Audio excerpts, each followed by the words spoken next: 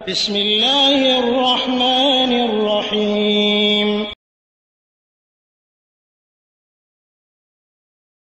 ওয়ালাইকুম আসসালাম ওয়া রাহমাতুল্লাহি ওয়া বারাকাতুহু। এক ভাই জানতে চেয়েছেন যে হিন্দু ছেলেদের সাথে বন্ধুত্ব করা যাবে কি?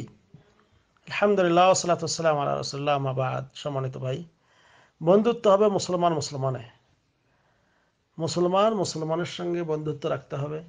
কারণ কোরআনুল কারীমের আল্লাহর নির্দেশ হলো, লা তাজিদু কওমান ইউমিনুনা বিল্লাহি ওয়াল ইয়াউমিল আখির ইউওয়াদ্দুল্লাহা মান হাদ্দাল্লাহা ওয়া রাসূলাহু, যে তুমি এমন ইমানদার পাবে না যারা আল্লাহ এবং আখিরাতের উপর বিশ্বাস স্থাপন করে।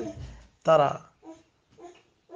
মানে ইমানদাররা ওই সমস্ত লোকদেরকে বন্ধুর রূপে গ্রহণ করবে যারা ইউহাদ্দুন আল্লাহ ওয়া রাসূল, যারা আল্লাহ এবং রাসূলের সঙ্গে শত্রুতা পোষণ করে। তাই হিন্দু সেও নিশ্চয় আল্লাহ এবং রাসূলের শত্রু, কারণ তারা আল্লাহকে বিশ্বাস করে না, রাসূলকে বিশ্বাস করে না, এবং তারা মূর্তির পূজা করে। তাদের সঙ্গে অন্তরঙ্গ বন্ধুত্ব রাখা জায়েজ নেই।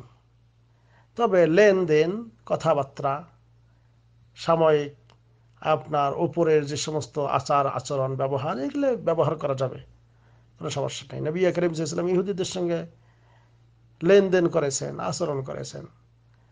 তাই এরকম আপনি মুআমালাত যেগুলি করা যাবে, কিন্তু অন্তরের অন্তঃস্থল থেকে তাদেরকে ভালোবাসা যাবে না।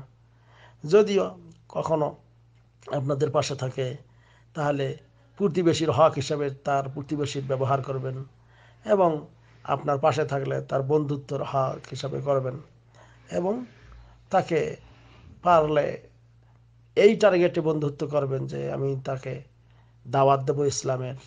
তো ইসলামের দাওয়াত দেওয়ার জন্য তার সঙ্গে উপরের সখ্যতা এটা করা যায় যাচ্ছে, কিন্তু যতক্ষণ সে মুসলমান হবে না ততক্ষণ পর্যন্ত তাদের এরকম করে অন্তরঙ্গ বন্ধুত্ব করা যাবে না। আর কোরআনুল কারীমের আল্লাহ রাব্বুল আলামিনের আর একটা বাণী হলো যে যারা হারবি মানে আপনার বা মুসলমানদের সঙ্গে যুদ্ধ বিগ্রহে লিপ্ত হয় নাই, এরকম লোকের সঙ্গে আল্লাহ রাব্বুল আলামিনের নির্দেশ হলো যে তাদের সঙ্গে তুমি ভালো আচরণ করবে, আদল ইনসাফ করবে। এইগুলো আল্লাহ রাব্বুল আলামিন নিষেধ করেন না। আশা করি ক্লিয়ার হয়েছে। হাযা আল্লাহু আ'লাম বিস-সাওয়াব। সাল্লাল্লাহু আলা নবিয়িনা মুহাম্মদ। আসসালামু আলাইকুম ওয়া রাহমাতুল্লাহ।